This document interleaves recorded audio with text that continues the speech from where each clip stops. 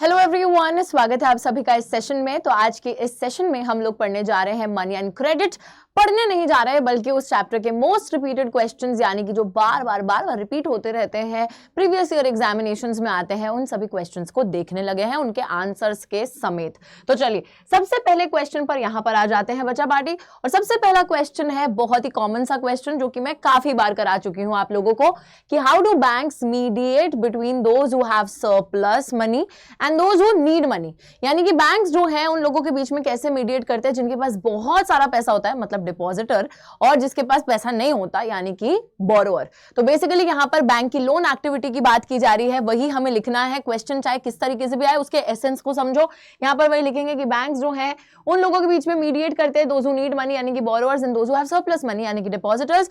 Major part जो deposits का होता है वो बैंक्स के पास रहता है, उसको लोन के तौर पे दे दिया जाता है। सिर्फ एक छोटा सा प्रोपोर्शन डिपॉजिट्स का जो है बैंक्स कैश के तौर पे अपने पास रखते हैं, which is 15% of the total deposits.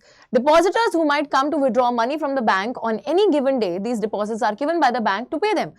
देखो यार, 15% जो डिपॉजिटर का पैसा होता है वो बैंक कैश में अपने पास इसलिए रखते हैं कि किसी भी दिन अगर कोई डिपॉजिटर अपना पैसा निकलवाने आ जाए तो ये ना हो कि बैंक खाली हाथ बैठा है ना। बैंक के पास भी पैसा होना चाहिए डिपॉजिटर को वापस पैसा देने के लिए। तो 15% डिपॉजिटर के पैसे को बैंक अपने पास कैश में होल्ड करके रखता है और बाकी सारे पैसे को लोन में वो एक्सटेंड कर देता है टू द बोरोवर्स। ठीक है बच्चों, तो हम लोग देखते हैं the bank is able to manage with this cash even when they have a large number of depositors since only some depositors may come to withdraw the cash. सारे depositor एक ही साथ नहीं आ जाएंगे, कुछ ही डिपॉजिटर आएंगे। Okay, huge demand for loans, hence to meet the loan requirement banks use its deposits. यार यहाँ पर ना एक पॉइंट जो कि बहुत मेन पॉइंट है वो मिसिंग है, कि आपको यहाँ पे लिखना है कि बैंक्स जो हैं they charge a higher rate of interest on the loans and pay a low rate of interest on the depositors money. और इसी के बीच का जो डिफरेंस होता है वो बैंक के मेन सोर्स ऑफ इनकम कहलाती है। तो यहाँ पर ना एक पॉइंटर आप लोग ऐड कर लीजिएगा खुद से जो आंसर में नहीं गिवन है, that is main source of income of the bank. ठीक है, कैसे? ज्यादा इंटरेस्ट रेट बोरोवर से चार्ज करेगा, कम इंटरेस्ट रेट डिपॉजिटर को देगा, और उसी के बीच का जो डिफरेंस है वो बैंक का मेन सोर्स ऑफ इनकम है। इसी तरीके से बैंक जो है मीडिएट करते हैं। ये पॉइंटर ऐड कर लेना। नेक्स्ट क्वेश्चन पे आ जाते हैं। नेक्स्ट क्वेश्चन में पूछा जा रहा है कि what is the basic idea behind the self help groups for the poor and advantages of the self help groups for the poor. तो यार यहाँ पर ना दो क्वेश्चंस एक ही क्वेश्चन में पूछे जा रहे हैं कि सेल्फ हेल्प ग्रुप के पीछे बेसिक आइडिया क्या है। ठीक है, तो बेसिक आइडिया बता दो सेल्फ हेल्प ग्रुप का, और advantages of self help group कौन कौन सी हैं। तो यहाँ पे सबसे पहले हम देखेंगे with a particular focus on women, the idea is to organize rural poor into small self-help groups. Usually a self-help group will have people from the neighborhood who will meet regularly, save regularly. To meet the needs of the members of the self-help group, they can take small loans from the group itself. In the self-help group, the members will collect or pool their savings, and the group only decides about the loans that is to be granted. Loan का amount क्या होगा, interest कितना charge करा जाएगा, repayment कब तक देनी है, पर्पस किस पर्पस के लिए लोन दे सकते नहीं दे सकते, ये सारी चीजें ग्रुप खुद से खुद डिसाइड करता है। तो यार बेसिक आइडिया क्या होता है सेल्फ हेल्प ग्रुप के पीछे, अगर ये पूछ लिया गया तो लिखना क्या है, ध्यान रखिएगा, it is to organise rural poor. Rural poor, ग्रामीण क्षेत्र का जो गरीब तबका है उसको ऑर्गेनाइज करना है ग्रुप में, ताकि वो ग्रुप जो है अपनी लोन रिक्वायरमेंट्स को पूरा कर सके एक कम रेट ऑफ इंटरेस्ट पर। एक ही नेबरहुड के लोग होते हैं जो कि इसका हिस्सा होते हैं, पूल करते हैं अपने पैसे को सेव करते हैं, और उसी पैसे से जिसको भी रिक्वायरमेंट होती है उसको लोन दे देते हैं। सारी की सारी चीजें जो है ग्रुप खुद से डिसाइड करता है, कितना लोन देना है, किसको देना है, क्या रीपेमेंट शेड्यूल है, एवरीथिंग ग्रुप ओनली डिसाइड्स। अब एडवांटेजेस क्या है इसकी, देखो बहुत सारी एडवांटेजेस। सबसे पहले तो it helps borrower overcome the problem of the lack of collateral. आपको यहाँ पे गिरवी नहीं रखनी है कुछ भी, तो गिरवी रखने के लिए कुछ नहीं है तो टेंशन की बात नहीं है, लोन वैसे भी मिल जाएगा। दूसरी चीज है एक रीजनेबल इंटरेस्ट रेट पे आपको लोन मिलता है। ऑल्दो बच्चों सेल्फ हेल्प ग्रुप जो है हमारा इनफॉर्मल सोर्सेज ऑफ क्रेडिट में आता है, स्टिल वी कैन से कि यहाँ पर इनफॉर्मल सोर्सेज के हिसाब से जब आप किसी मनी लेंडर से पैसा लोगे उधार पे, या रिलेटिव फ्रेंड किसी से भी लोगे, ठीक है, ट्रेडर से लोगे, उन सबके हिसाब से कंपेयर करा जाए तो सेल्फ हेल्प ग्रुप का इंटरेस्ट रेट काफी ज्यादा कम होता है। तो एक कम रेट ऑफ इंटरेस्ट पे आपको लोन मिल रहा है, कॉस्ट जो है लोन की वो काफी कम पड़ रही है। साथ ही में महिलाओं को तो ये फाइनेंशियली सेल्फ रिलायंट इसने बनाया है। तो बहुत सी महिलाएं ज्यादातर सेल्फ हेल्प ग्रुप का हिस्सा हैं। पर्टिकुलरली देखो, पर्टिकुलरली महिलाओं को ऑर्गेनाइज करना था, स्पेशल फोकस ऑन विमेन, ताकि महिलाएं सेल्फ रिलायंट बन सके, आत्मनिर्भर बन सके पैसे के मामले में, किसी पे उनको निर्भर ना होना पड़े।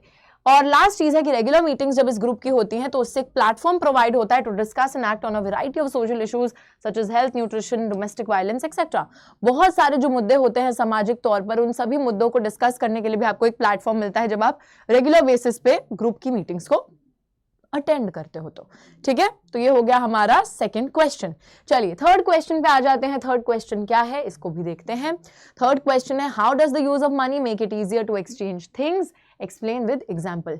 पैसे के इस्तेमाल से चीजों को एक्सचेंज करना इजी कैसे हो जाता है, एग्जाम्पल के थ्रू समझाइए। तो बच्चों यहाँ पे बेसिकली किस चीज की बात करी जा रही है, money as a medium of exchange. ठीक है, चलिए money as a medium of exchange की बात हो रही है, फटाफट से यहां पे देखेंगे। Money acts as an intermediate, money जो है एक इंटरमीडिएट मिडिल स्टेप की तरह काम करता है एक्सचेंज प्रोसेस में, इस वजह से इसको मीडियम ऑफ एक्सचेंज बोला जाता है। हमारी डे टू डे ट्रांजैक्शंस में जो आप सामान खरीदते हो बेचते हो, सर्विसेज खरीदते हो बेचते हो, तो जो डे टू डे ट्रांजैक्शंस होती हैं वहां पे सामान को खरीदा जाता है बेचा जाता है, किसकी मदद से, मनी की मदद से। At times we do exchange services, तो गुड्स भी सर्विसेज को भी एक्सचेंज करा जाता है। Use of money has made things easier to exchange, we can exchange it for any commodity that we need. Transactions are made in money because a person holding money can easily exchange it for any commodity or service that he or she wants. यार पैसे में transactions इसलिए होती है क्योंकि आप कोई भी चीज जो है पैसे से इजीली खरीद सकते हो, बेच सकते हो, क्योंकि वो एक इंटरमीडिएट है इन द एक्सचेंज प्रोसेस। हर चीज की एक वैल्यू डिफाइंड है, उसका पैसा दो खरीद लो, है ना। यहाँ पे वो बार्टर सिस्टम वाली दिक्कत नहीं है कि कोई मेजरमेंट ऑफ वैल्यू नहीं है, या फिर हम बोल सकते हैं कि एक जो है, देखो क्या problem, double coincidence of bonds चाहिए, ऐसा भी कुछ नहीं है, है ना। पैसा जो है दो और सामान ले लो, तो वो वाली चीज है।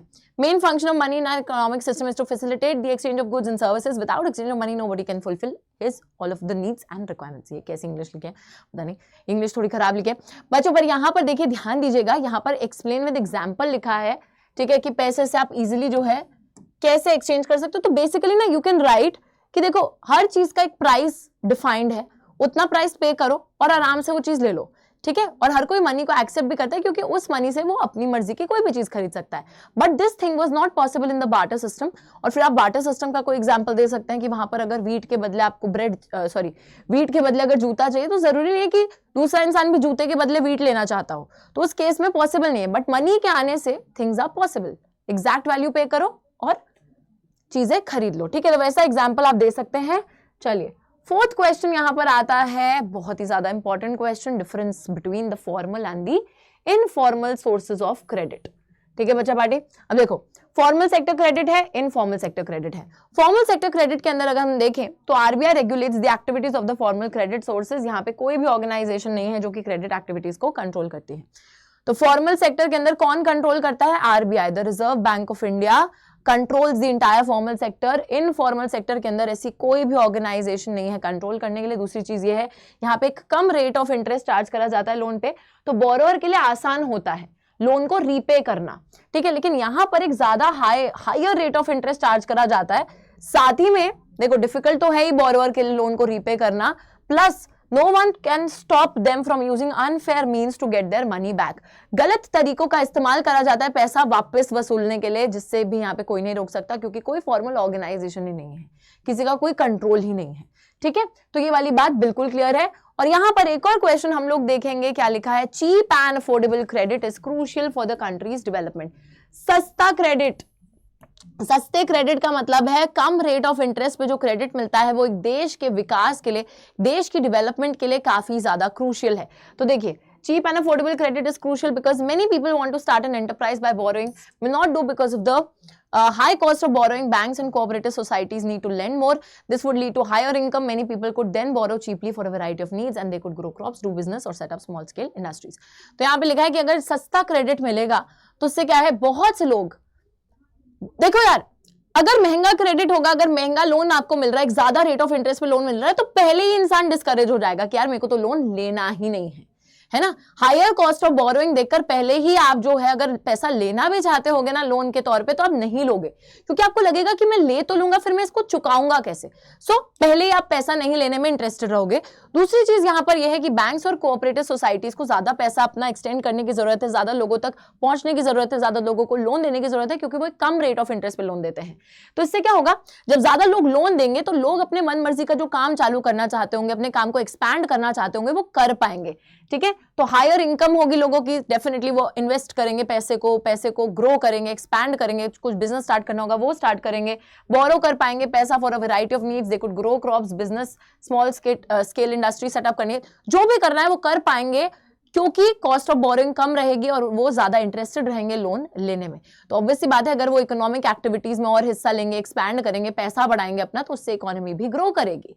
ठीक है, that is how loans, cheap loans are connected to the country's development. Cheap loan मिलेगा, इंसान ज्यादा इंटरेस्टेड रहेगा लोन लेने में, अगर वो लोन लेगा तो वो अपने काम में पैसा लगा पाएगा, एक्सपैंड कर पाएगा, जिससे कि कंट्री की डेवलपमेंट होगी।